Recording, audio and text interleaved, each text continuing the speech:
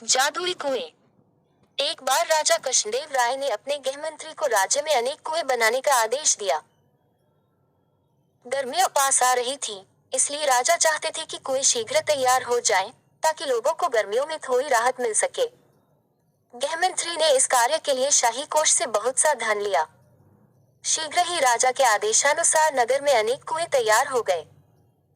इसके बाद एक दिन राजा ने नगर भ्रमण किया और कुछ कुओं का स्वयं निरीक्षण किया। अपने आदेश को पूरा होते देख वह संतुष्ट हो गए। गर्मियों में एक दिन नगर के बाहर से कुछ गौव वाले तेनालीराम के पास पहुंचे। वे सभी गृहमंत्री के विरुद्ध शिकायत लेकर आए थे। तेनालीराम ने उनकी शिकायत सुनी और उन्हें न्याय प्राप्त करने का रास्ता बताया। तेनालीराम अगले दिन राजा से मिले और बोले, महाराज, मुझे विजयनगर में कुछ चोरों के होने की सूचना मिली है। वे हमारे कुएं चुरा रहे हैं। इस पर राजा बोले, क्या बात करते हो तेनाली? कोई चोर कुएं को कैसे चुरा सकता है? महाराज, यह बात आश्चर्यजनक जरूर है, परंतु सच है, वे चोर अब तक कई कुएं चुरा चुके हैं। तेनालीराम ने बहुत ही भोलेपन से कहा। उसकी बात को सुनकर दरबार में उपस्थित सभी दरबारी हंसने लगे। महाराज ने कहा, तेनालीराम, तुम्हारी तबीयत तो ठीक है। आज कैसी बहकी बहकी बातें कर रहे हो?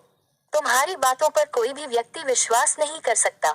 महाराज, मैं जानता था कि आप मेरी बात पर विश्वास नहीं करेंगे, इसलिए मैं कुछ गौव वालों को साथ साथ लाया हूँ। वे सभी बाहर खड़े हैं। यदि आपको मुझ पर विश्वास नहीं है, तो आप उन्हें दरबार में बुलाकर पूछ लीजिए।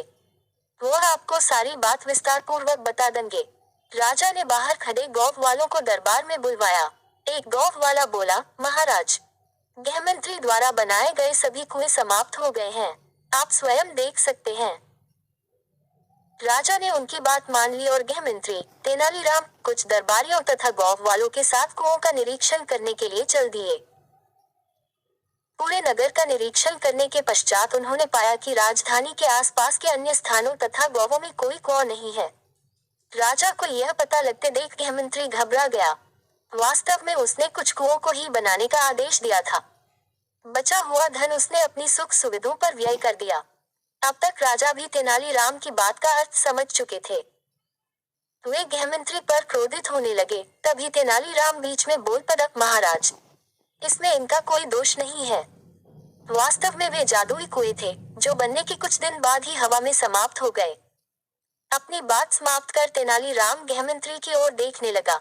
गृहमंत्री ने अपना सिर शर्म से झुका लिया। राजा ने गृहमंत्री को बहुत डांटा तथा उसे 100 और कुएं बनवाने का आदेश दिया। इस कार्य की सारी जिम्मेदारी तेनालीराम को सौंपी गई।